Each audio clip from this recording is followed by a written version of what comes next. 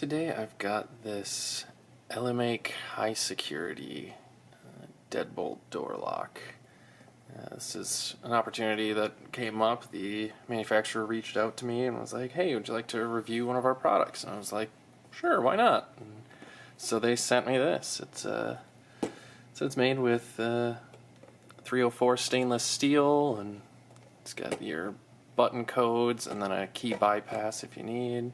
It says high security locks. I don't know if they're claiming this one's high security or not, but we'll find out. Got comes with a manual and mounting instructions. Don't really need those.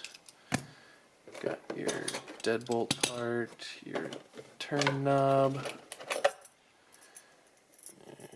keys, and the lock itself. First thing I'm noticing is it's not a dimple lock like on the picture on the box. It's just a standard key. So it'll be interesting to see what's different there, and some spare parts. So I've done a little poking around with it already, just so I kind of had an idea of what's going on with it. So I could, well, that didn't help, review it a little bit before I started filming. And it's interesting. It's got some really nice aspects that I wasn't expecting, and so let's dive right in. First thing we got to do is remove this screw on the back in order to change the code, which I did do already, but I'll show you how it's done. I didn't want to just share what the default code is. I'm sure you can find it online, but just so if anybody has one on their door and didn't change it. So this just pops off. They are like little rubber gaskets on the back, and just push buttons. And then here is the locking mechanism and the buttons. And one thing I've noticed with it is it's actually pretty good. I'm quite impressed with the mechanics of it. I'll use the key here and try to show you how this works. So when it unlocks, I gotta put the code in. It's kind of like a sidebar. It moves an entire mechanism that is sliding through all of the pins at once. So let's pop these out so you can see what I'm talking about.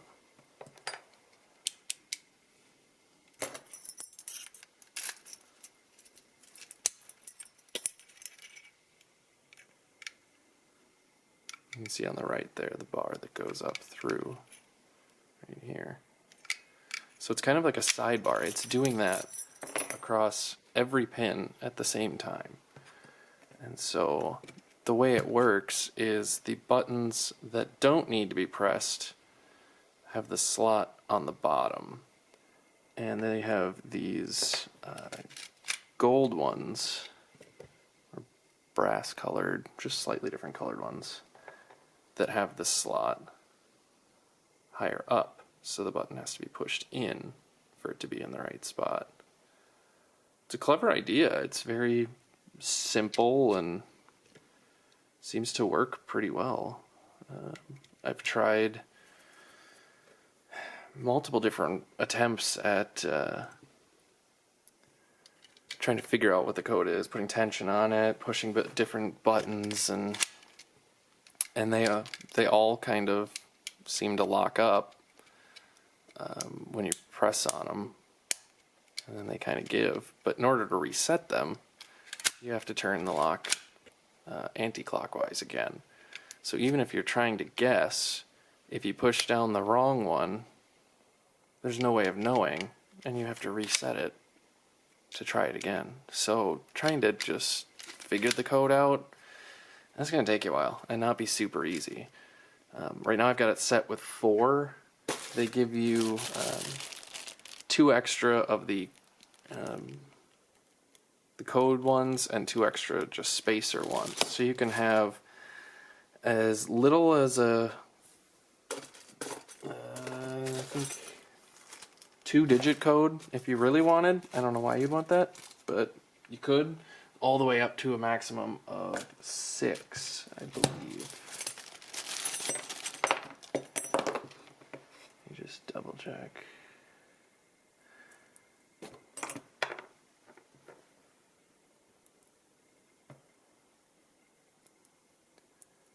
Actually, I think the minimum you can have is, yeah, the minimum you can have is 4, and the maximum you can have is 8. So those are all extra for selected keys.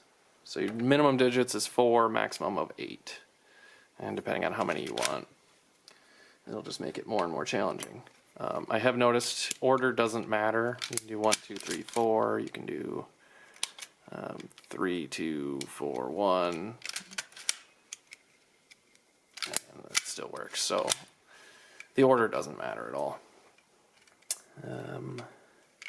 Yeah, I've tried putting tension on. They all lock up. Even putting light tension on, some move, some don't. But it doesn't help you because unless you get it exactly right, you still have to reset everything, and it's not very helpful. So that aspect of it is very well designed. I'm really impressed with that. One complaint that I do have, it's kind of an odd idea if you're going to put this on your front door. When the door is locked, it's like a deadbolt. Your door's closed. If you unlock it, it's open. All you'd have to do is just push the door. It doesn't have the like the spring-loaded latch like we're used to in most door handles here in America. So kind of makes things a little tricky, a little weird, but I'm sure it has its uses and places throughout the world. And you can take the key out with it in, lock the door up again. You just stick the key in, lock it. You gotta retract it. Yeah, so it works pretty well. Now the important part is, let's see how they have done with the core of the lock. I have hopes that it'll be something somewhat decent, but we shall see.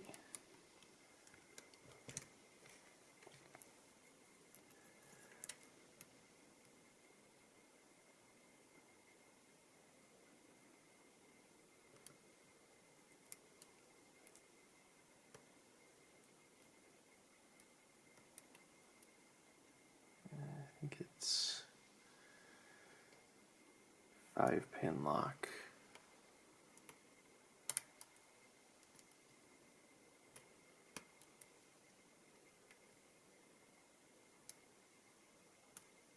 Been a while since I've been picking, so I'm a tad bit rusty. So that's gonna give it a little benefit. Okay, maybe not. That is unlocked in a matter of seconds. That's definitely not what I would call a high security lock there. Let's see if that's just a fluke. I didn't feel any security pins, and no spools, no serrations, nothing. Just seemed like 5 standard pins.